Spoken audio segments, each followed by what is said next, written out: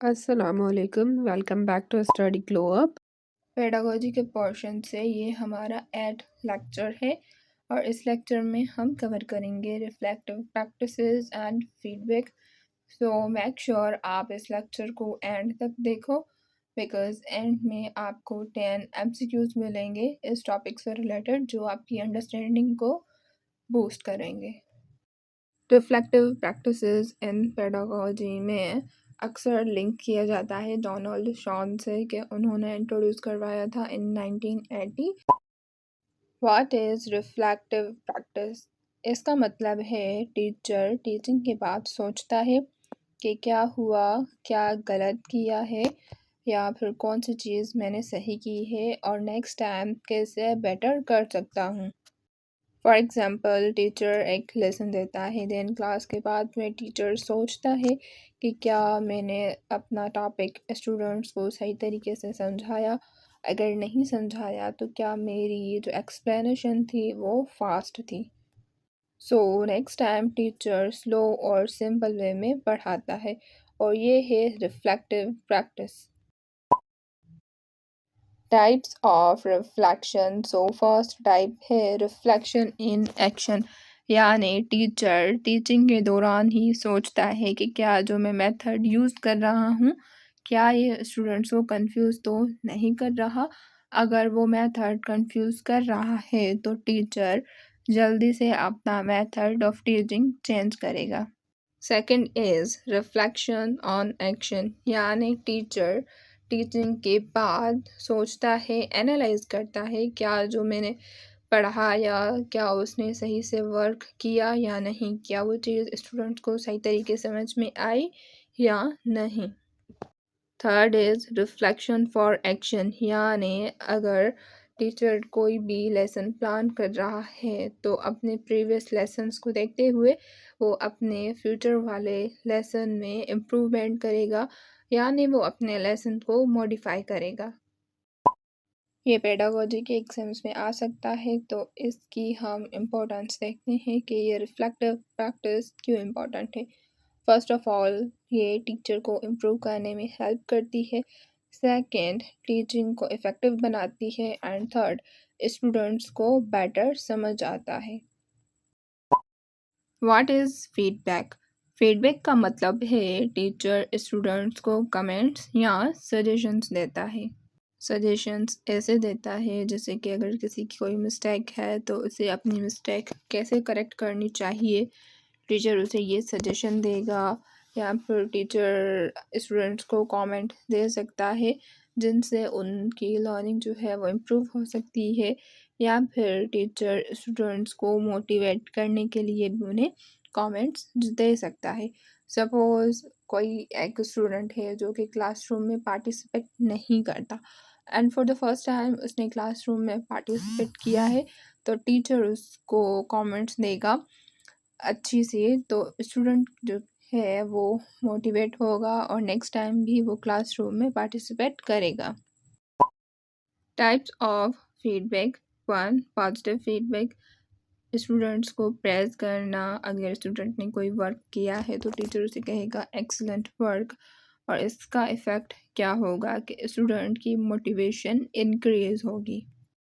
Second type of feedback is corrective feedback. अगर student ने कोई मिस्टेक की है तो टीचर उसकी मिस्टेक करेक्ट करेगा, जैसे कि ये आंसर रॉन्ग है और करेक्ट आंसर ये है। इसका अफेक्ट होगा कि लर्निंग इम्प्रूव होती है करेक्टिव फीडबैक से। थर्ड इज़ सजेशन फीडबैक, यानी एडवाइस देना स्टूडेंट्स को।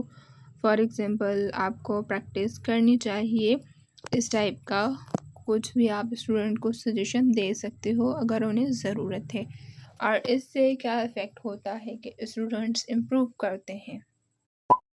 Reflective practices plus feedback together. अब हम देखेंगे कि रिफ्लेक्टिव प्रैक्टिसेस और फीडबैक कैसे साथ में काम करता है। एक गुड टीचर अपनी टीचिंग के बारे में सोचता है, ये है रिफ्लेक्शन। स्टूडेंट्स इम्प्रूव करते हैं अगर टीचर उन्हें फीडबैक देता है या फिर कोई भी सजेशन देता है तो ये है फीडबैक।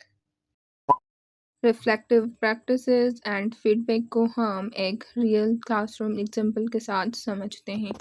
सपोज टीचर टॉपिक पढ़ा रहा है प्लांट्स, तो टीचर नोटिस करता है कि स्टूडेंट्स कंफ्यूज्ड हैं और यहाँ पे वो क्या कर रहा है, रिफ्लेक्टिव प्रैक्टिस यूज़ कर रहा है। देन टीचर दोबारा सिंपल वे में एक्सप्लेन करता है। देन वो स्टूडेंट्स से क्वेश्चन पूछता है और स्टूडेंट्स उसका आंसर देते हैं, ये हुआ फीडबैक। तो टीचर उन्हें कहेगा गुड आंसर, लेकिन एक और पॉइंट ऐड करो। यानी टीचर उन्हें फीडबैक में सजेशन भी दे रहा है, जिससे स्टूडेंट्स मोटिवेट होंगे और नेक्स्ट टाइम भी क्लासरूम में पार्टिसिपेट करेंगे। और इन सब चीज़ों से हमें रिजल्ट मिलेगा better learning. Little deep understanding reflective practices यानी टीचर का इम्प्रूवमेंट एंड फीडबैक यानी स्टूडेंट का इम्प्रूवमेंट। एक ग्रेट टीचर ही हमेशा अपनी मिस्टेक्स से सीखता है और स्टूडेंट्स की मिस्टेक्स को करेक्ट करता है। Here are 3 प्रैक्टिस क्वेश्चंस जिनका आंसर आप ज़रूर दें एंड उसके बाद हम देखेंगे MCQs को। First question is, what is reflective practice? Second, what is feedback? Third, why is feedback important? इनके आंसर्स आप खुद से ही पूछो, सिंपल लैंग्वेज में आप कमेंट सेक्शन में भी लिख सकते हो। Exam preparation section MCQs. First MCQ is, what is the primary goal of reflective teaching? A. To memorize information. B. To develop critical thinking. C. To improve students' behavior. D. To equip learners with reflective thinking ability. 2. Which of the following is an example of reflective practice? A. Lecturing without feedback. B. Analyzing student performance data. C. Assigning homework without review. D. Reading textbook chapters. 3. What is the main objective of feedback in reflective teaching? A. To criticize student performance. B. To provide suggestion for improvement. C. To compare students with peers. D. To evaluate teacher effectiveness. 4. How does reflective teaching benefit students? A. It increases teacher workload. B. It leads to more effective lessons. C. It focuses on teacher performance only. D. It reduces students' autonomy. 5. What is the primary purpose of reflective practice? A. To memorize information. B. To enhance personal and professional development. C. To solely assess others. D. To avoid making mistakes. 6. Which of the following is key component of reflective practice? A. Repetition. B. Passivity. C. Memorization. D. Critical thinking. 7. Why is feedback important in reflective practice? A.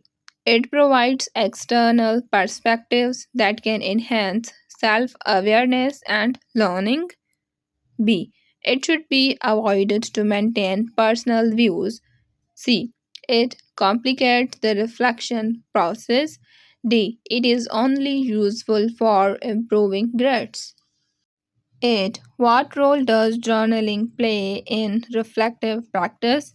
A. It serves as a record of completed assignments.